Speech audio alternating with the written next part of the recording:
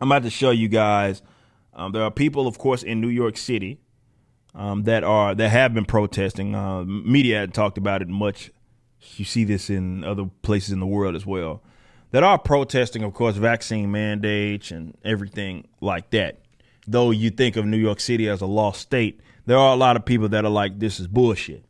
And right now, what you're looking at is chanting "fuck the vaccine."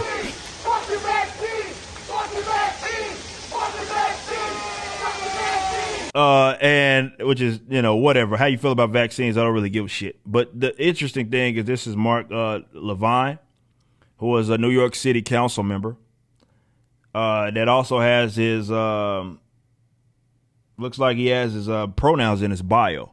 And he's all fucking upset. And he says, this is not Texas.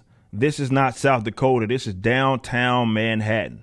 Hundreds marching, chanting, fuck the vaccine. This is what we're up against, and this is exactly why we need mandates. It's funny how he ends up like, okay, people don't want this shit. We need to force them to get it. This is why we need mandates. This is basically what he's saying.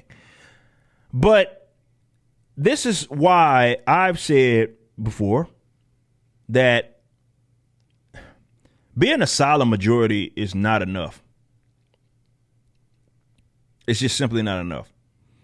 There was a point where it was enough, but they took your silence as basically being complacent, and they figured that they could start doing whatever it is that they wanted, and this is why they got so bold. So while I'm not one of the guys that thinks that, march on the street, fist in the air, I'm not saying that you guys have to do that. I don't even think, to be honest, that's the most effective way to do this.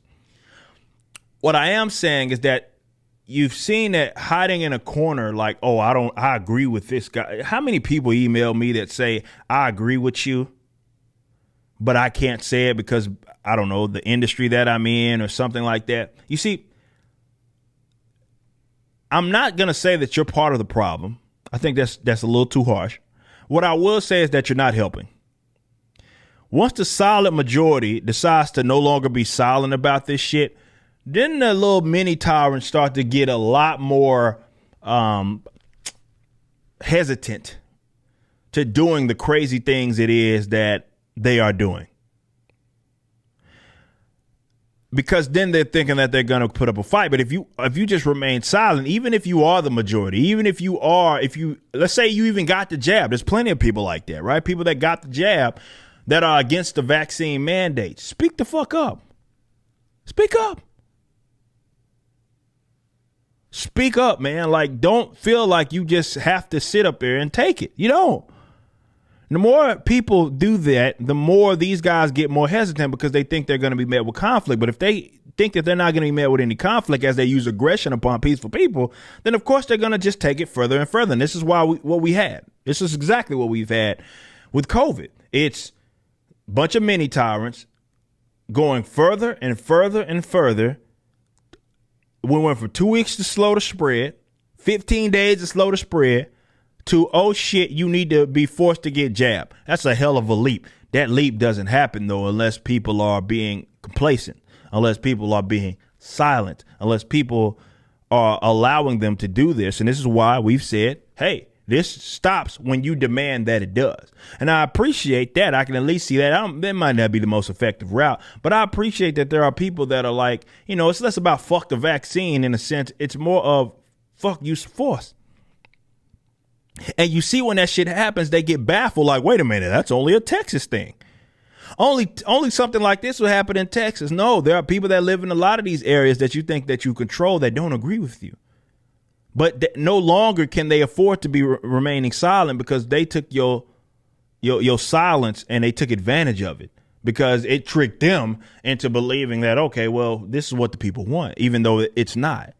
So what I encourage you to do, let me say this, no matter where you're at, I don't care where you're at. And I know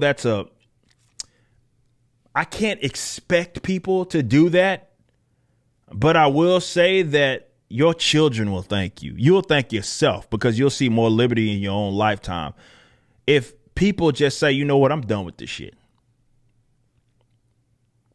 I'm over this. I am no longer going to deal with this shit. and I'm going to voice my position. They are allowed to do it. They're allowed to say all of these things. Why can't I?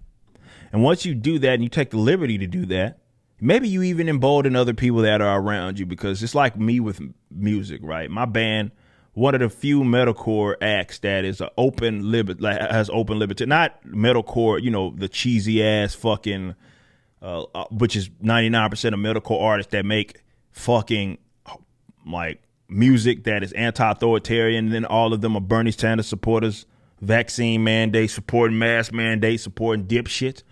Okay. I get that. There's a lot of you guys out there that are like that. And with us, though, we stuck out like a sore thumb, because not only are we authoritarianism, we are always anti-authoritarianism, and it's in the individuals within the band. So you see me talk about it all the time. You see Alex talk about it all the time, because that's who we actually are. We actually believe in that. And we, just by default of us doing that, we had a lot of people that would, obviously gravitated towards us because we were a breath of fresh air. And some people got inspired out of that. Some people started to do their own bands, and that's what it's about, right?